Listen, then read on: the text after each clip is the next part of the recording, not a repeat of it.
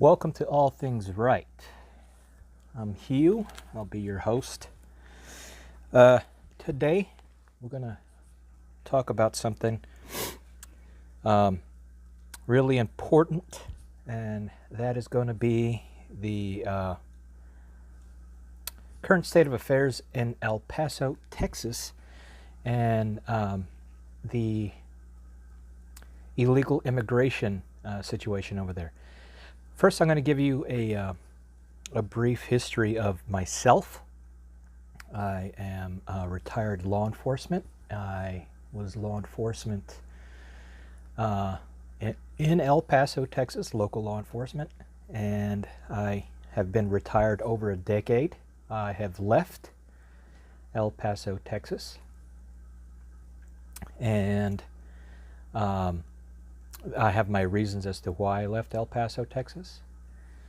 And a lot of it has to do with the corruption that is going on there right now.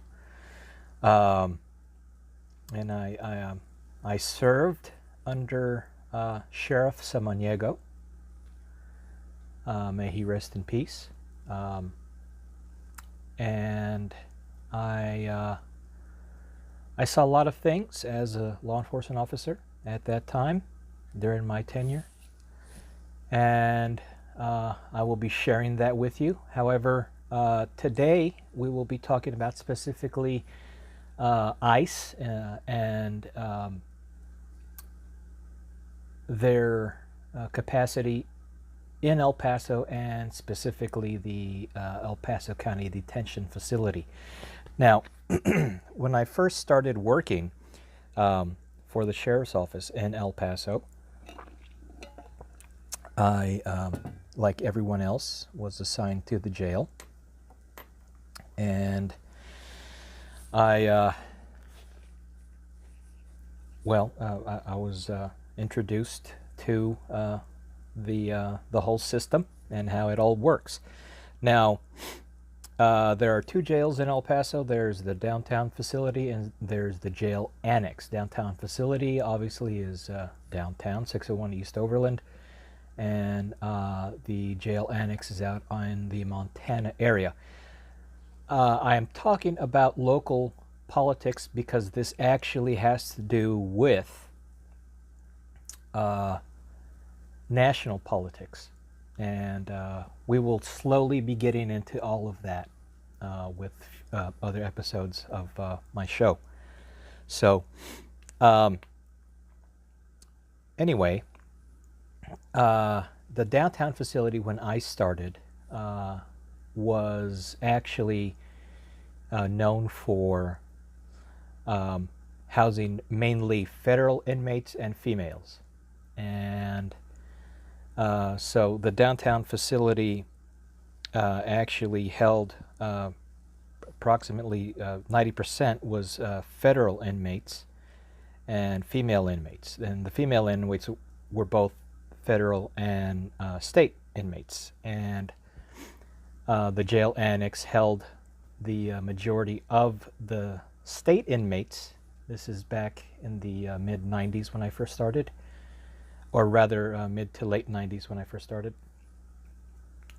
And the jail annex, as I said, housed both the state and federal inmates, mainly state inmates at that time.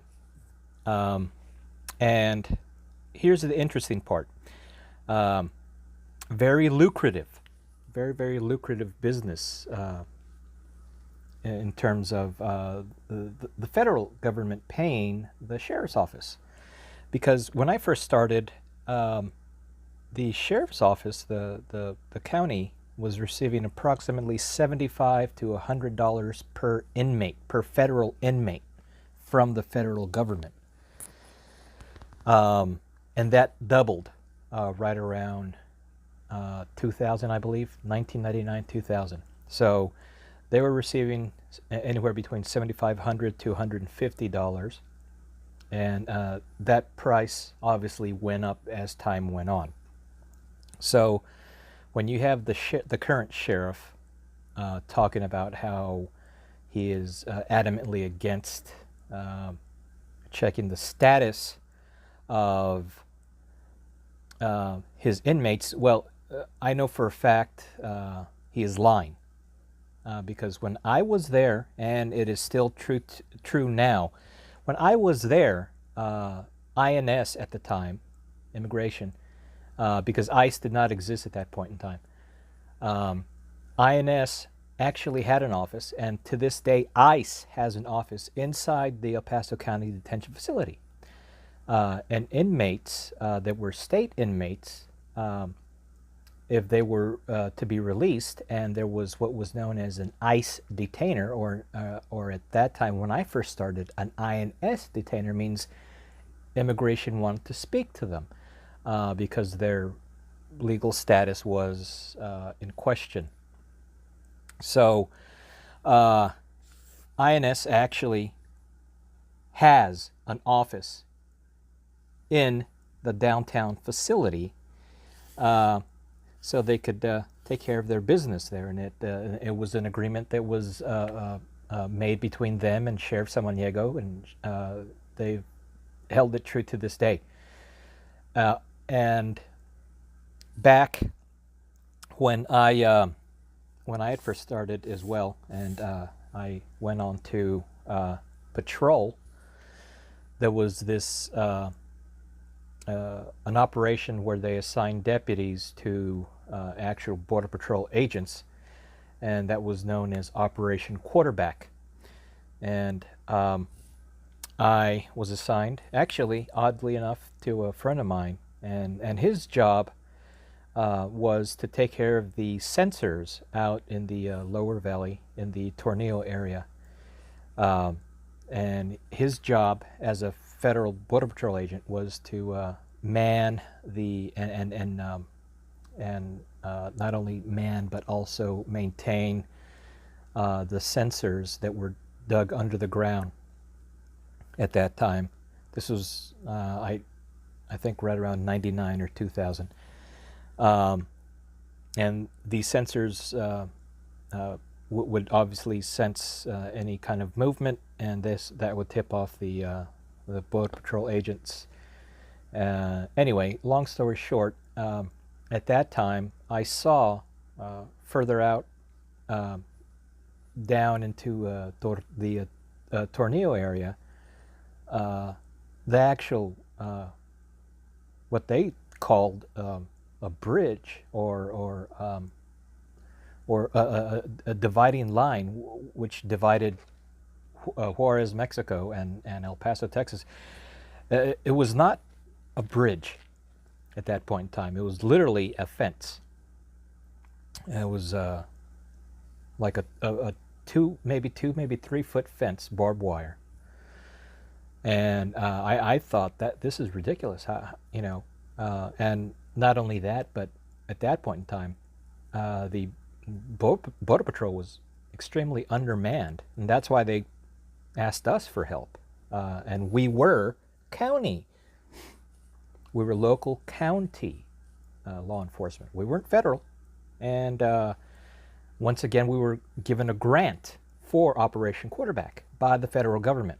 Another lucrative move at that time. Once again, this was back when Sheriff Samaniego was the sheriff, and he did pass away in 2007. And I bring all this up mainly because of the current state of affairs that we are in right now in the United States when it comes to the wall and our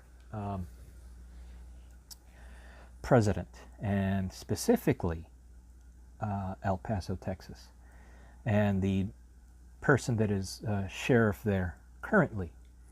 That gentleman who is the sheriff there is not only a criminal, okay, he is a known pedophile, he is corrupt, and he is not only a liar, but he is a far left progressive that wants to instill these really odd, strange, far left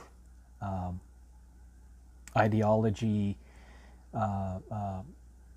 type of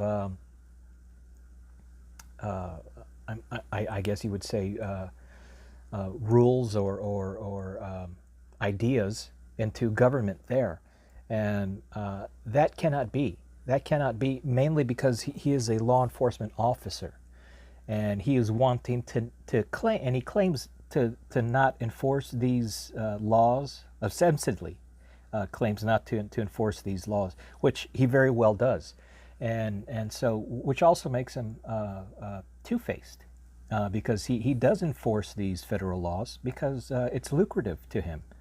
He makes money off of it, a lot of money. And if it weren't for the federal government housing the inmates there in El Paso, Texas, I don't think that the county or the sheriff's office would have as much as they do in terms of money. However, this gentleman that I'm talking about not only employs people that also involve themselves with pedophilia and other criminal activities. He also has employed, as of recent, within the last, I believe, 7 years, I believe, a gentleman who was arrested for embezzlement, and he embezzled a federal grant, federal grant money, and the reports, the federal reports, the arrest reports rather, are not to be found. However, the actual arrest, where he was held at the FBI substation, is it's there, it's documented, and it makes you wonder. It makes you wonder what this gentleman is involved with, meaning the sheriff. Is he involved with the whole situation dealing with Podesta and the Italian food thing with, you know what I'm talking about? Or is it a birds of a feather flock together type thing, to where he's getting away with a lot of this stuff only because it's the same type of thing, and they really don't want to make waves for themselves? I don't know. And I've seen this, and there's documented proof as to the pedophilia with the sheriff of El Paso. He actually frequents these places in Juarez, Mexico, that cater to men that like underage boys. And as we all know, the age of consent in Mexico, I believe, is 11 years old. So technically it's not breaking the law in Mexico. However, it is here in the United States, where he is the sheriff of El Paso, Texas. There's plenty of there are plenty of reports from men who were underage that were involved with him when they were 16, 15 years old, when he was the chief of police at that point in time. And there are other situations that I can get into, but that will be for another episode. Mainly I bring up this INS situation, this ICE situation, because the way things are in El Paso, yes, there's a lot of corruption. Yes, it is bad in terms of a ton of illegal immigration happening, a ton of it. I saw it, personally saw it. And that's just those are just the people that are caught, okay? I lived in El Paso. I was born and raised in El Paso, Texas. Those, the population, there's a joke. The population of El Paso is what it is only because it's that which is on the books. That doesn't count the illegal status of the people living there. of the people that are there legally, because if it was, it'd probably be double the amount right now. I can tell you that right now. That it would, if you actually did the population and you did it correctly, it's probably double that. But they're only counting the legal citizens that are registered through the government there. Anyway, this is the situation there. You need to know. Don't take my word for it. Do your own research and see what you come up with. I hope you enjoyed this episode. Make America great again. God bless America. God bless Trump. Bye-bye.